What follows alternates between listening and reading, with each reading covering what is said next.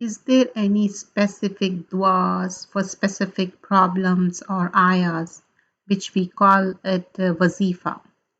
Wazifa for this, wazifa for that. Like this is very common misconception among us. Lot of people think there are special duas or specific ayahs to be read for each specific problems that they may face in their lives.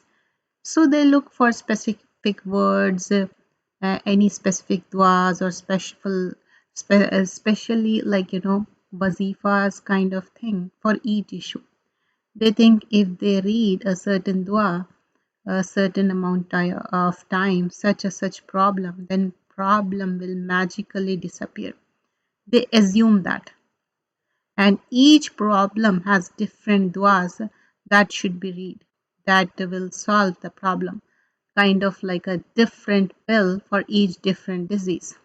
For example, they ask, what wazifa should I read because I want to get married? Or what should I read to make my husband more loving to me? What ayah should I read because my mother in law is mean? Or what dua should I read if I have diabetes, so on and so forth? So they think if you have this problem, then there's dua A to solve that. If you have that problem, then there's a dua B to fix it. And if you have another problem, then read ayah, this, and the wazifa for this and wazifa for that. But that's not how it works. Generally speaking, there are no specific duas for each and every problem in our life, or specific words to say for each and every different challenges we may face. Remember, there are no magic spells in our deen. It's not like you need some special wording or formula in order for Allah to respond to your need. And if you didn't use those words, then Allah will not respond. How can that be possible? Allah is not unfair or mean. Astaghfirullah. Allah has said in the Quran that He will definitely test us throughout our lives in various different ways, and we will face challenges, some tougher than others. And He has shown us ways and means to get through those challenges and tests. Some of those dua first and foremost, the Messenger of Allah sallallahu alaihi wasallam has explained to us the concept of dua, the general guidelines regarding dua and times most likely for duas to be answered. So when we are tested, we should make use of general guidelines to make dua to Allah for all our problems and situation instead of looking for these magic spells and wazifas to solve these problems. All you have to do is simply spread out your hands. Ask in your own words, no specific wording or formula or wazifa. Make dua in salah during your sujood and in tashahhud before salam, and other times say it in your own language if you don't know Arabic. If you know Arabic duas, that's really nice. Make dua especially in those times that dua is more likely to be accepted, such as the last part of the night, in between the azan and iqamah, at the time of breaking your fast, when it rains, Allah responds. Learn to talk to Allah subhanahu wa ta'ala. He's listening, He's Sami. Open up your heart and pour out your worries to Allah subhanahu wa ta'ala like you would do to a friend. This friend is always there. Allah subhanahu wa ta'ala. Tell your problems, although He already knows it, but He likes to hear it from you. Friend may be absent, like you call them, you message them, but Allah subhanahu wa ta'ala 24 into 7, He is there online. He's present, He's asking, and He wants to give us. Allah loves to give. We will get tired asking, but Allah won't get tired giving. He loves when His slave is dependent on Him. Beg Him, seek help from Him. So trust Him with all your affairs and ask, He will respond. Take a look at yourself.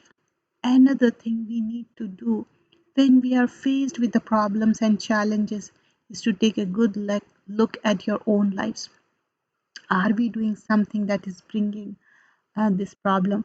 Are we disobeying Allah subhanahu wa ta'ala in any way? Because we have to check ourselves.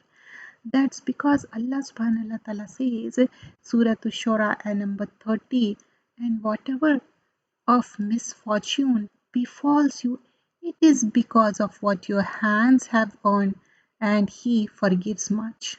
So we have to check ourselves because it says what your hands have earned. So if there is anything you can then do so. If there's something you are doing that you shouldn't be doing, stop it. Is there any shortcomings in your life? Fix it. Istighfar. Allah quotes Nuh al-Islam and says, ask forgiveness from your Lord. Verily, He is oft forgiving.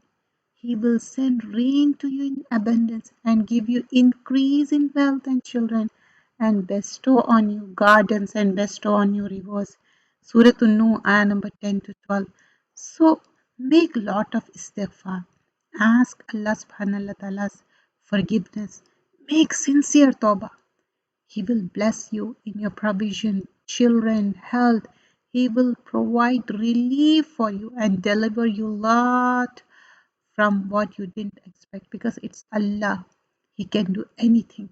Turn to Allah in obedience. Obeying Allah is a means of solving all our problems. He says, whoever fears Allah and keep his duty to Him, He will make a way for him to get out from every difficulty and He will provide him from sources he never could imagine. And whoever put his trust in Allah, tawakkul, He will suffice him. Verily, Allah will accomplish His purpose. Indeed, Allah has set a measure for all things. Surah At-Talaq, ayah number 2 and 3. The more you obey Allah, the more blessed your life will be. Allah will make a way out every difficulty for you. He will suffice you. So bottom line, if you're having problems in your life or challenges you are facing, instead of looking for specific du'as or wazifa magically fix those problems, turn towards Allah subhanahu wa ta'ala, obey Him, make lot of istighfar, make dua, and moreover, you have to be doing 5 compulsory salah on time. And don't forget morning and evening askar and reading Quran daily. Make it a habit to read Quran. That's what we have to do. There is nothing like a shortcut. Like you are thinking, okay, if I do a certain amount of nafal, Allah will answer it. Allah loves to answer. Ask Allah, beg Allah, and do the things which, as mentioned in Quran and Sunnah, try to read good books, especially Seerah. If you can't understand it, listen to. There are a lot of lectures which are authentic. So listen to tafsir, Quranic duas. You can ask Allah with Quranic duas. Like, for example, if specific hadith is mentioned regarding some dua or some surah, that is the authentic thing. Other than that, there is no magic pill. For example, Suratul Mulk, it will save you from the punishment of the grave. That's the authentic narration. And morning evening duas, that will save you. It's a protection shield. But apart from that, what is specific mention in Quran and Hadith, you can't make yourself saying, okay, this specific thing I can read it and the problem will be solved. There is no such narration. How can you make changes in the Sharia? You can't make changes in Sharia. It's not a gadget that you are upgrading it or you are installing new version. There is no new version in the like Deen. Jazakallah khairan kasira.